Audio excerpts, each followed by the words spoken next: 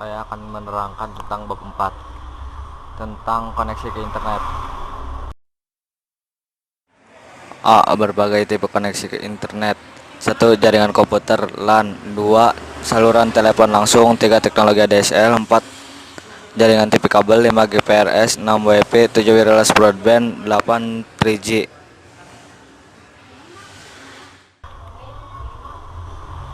Pertama, jaringan komputer LAN. Local Area Network atau biasa disingkat LAN adalah jaringan komputer yang jaringannya hanya mencakup wilayah kecil, seperti jaringan komputer kampus, gedung, kantor, dalam rumah, sekolah, atau yang lebih kecil. Berbeda dengan jaringan area luas atau Wide Area Network WAN, maka LAN mempunyai karakteristik sebagai berikut. A. Mempunyai pesan data yang lebih tinggi. B. Meliputi wilayah geografi yang lebih sempit. C. Tidak membutuhkan jalur telekomunikasi yang disewa dari operator. Kedua, saluran telepon langsung. Saluran telepon juga merupakan perangkat keras yang penting dan diperlukan untuk menghubungkan komputer dengan internet. Penggunaan saluran telepon ini juga diikuti dengan penggunaan modem dial-up. 3. Teknologi ADSL. ADSL merupakan metode transmisi data digital berkecepatan tinggi melalui kabel tembaga. ADSL mampu mengirimkan data dengan kecepatan bit yang tinggi, berkisar antara 1,5 Mbps sampai 8 Mbps untuk arah downstream atau sentral ke pelanggan, dan antara 16 kbps sampai 640 kbps untuk arah upstream pelanggan sampai sentral. Kemampuan transmisi ADSL inilah yang mampu mengirimkan layanan interaktif multimedia melalui jaringan akses tembaga. Ciri-ciri ADSL sendiri memiliki bermacam-macam jenis dengan kecepatan, jenis router, USB, dan perangkat lain yang ada di dalamnya. 4. Jaringan TV kabel. Jaringan TV kabel dibuat untuk jalur komunikasi data yang lebar. Biasanya biaya yang digunakan untuk akses internet dengan TV kabel merupakan satu paket dengan layanan TV kabelnya. Karena itu, penggunaan jaringan TV kabel bebas berinternet tanpa harus menambahkan biaya pengeluaran. 5. GPRS.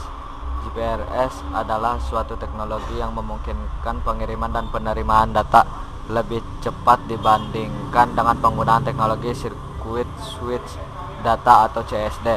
Penggabungan layanan telepon seluler dengan GPRS General Packet Radio Service menghasilkan generasi baru yang disebut 2,5G. Sistem GPRS dapat digunakan untuk transfer data dalam bentuk paket data yang berkaitan dengan email, data gambar MMS, wireless application protocol atau WAP, dan World Wide Web www. 6. Wi-Fi. Wi-Fi merupakan kependekan dari Wireless Fidelity, yaitu sebuah media penghantar komunikasi data tanpa kabel yang bisa digunakan untuk komunikasi atau mentransfer program dan data dengan kemampuan yang sangat cepat. Kenapa bisa cepat? Karena media penghantarnya menggunakan sinyal radio yang bekerja pada frekuensi tertentu. 7. Webro. Webro adalah layanan internet portable yang dipancarkan pada frekuensi 2,3 GHz atau GHz. Webro memungkinkan akses internet broadband ke berbagai perangkat, termasuk ponsel, komputer, notebook, dan PDA. Dari segi mobilitas, Webro juga dinilai lebih efisien ketimbang Wi-Fi yang sekarang menjadi standar internet nirkabel. Jangkauan Wi-Fi masih terbatas kira-kira sampai 100 meter. Sementara Webro diklaim dapat diakses sampai jarak 1 km dari stasiun pancarnya. 8. 3G. 3G adalah perkembangan lebih lanjut dari EDGE UMTS, sering disebut generasi ketiga atau 3G. Selain menyediakan fasilitas akses internet, email, MMS, dan browsing, UMTS juga menyediakan fasilitas video streaming, video conference, dan video calling. Secara teori, kecepatan akses UMTS sekitar 480 kbps.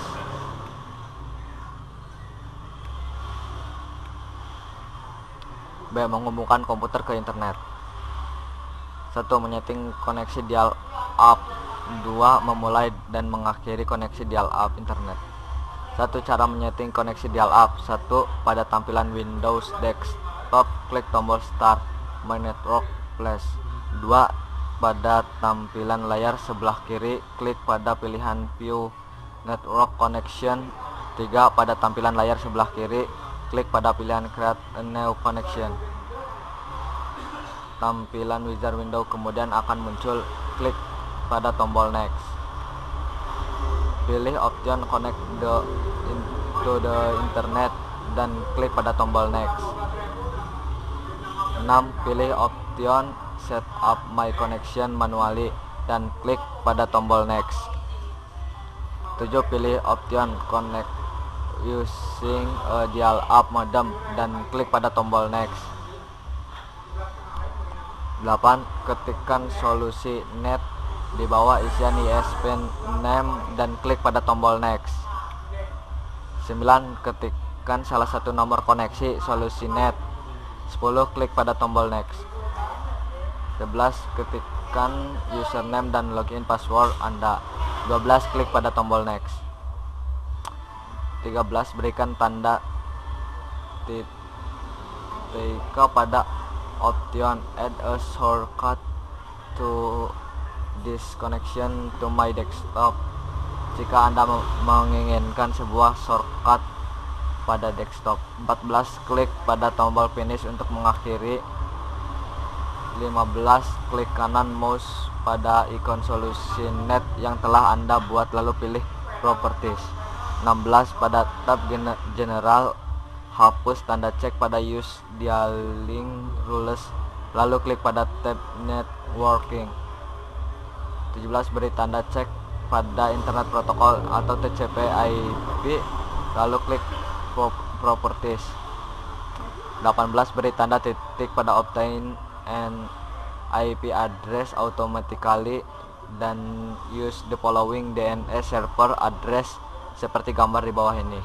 19. Klik Advanced lalu klik pada tab DNS.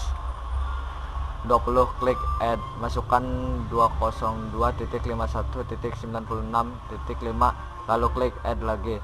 Klik Add sekali lagi lalu masukkan 202.51.96.10 dan klik Add.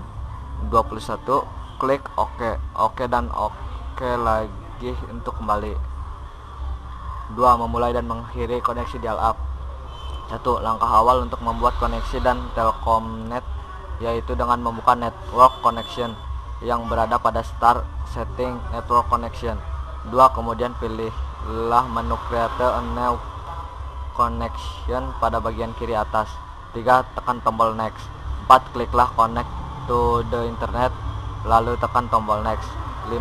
Kliklah Set up my connection manually lalu tekan tombol Next. 6. Kliklah Connect using a dial-up modem lalu tekan tombol Next. 7. Tulislah nama ISP yang akan dihubungi, misalnya Telkomnet, kemudian tekanlah tombol Next. 8. Isikan nomor telepon ISP Telkomnet yaitu 0809899999, kemudian tekanlah tombol Next.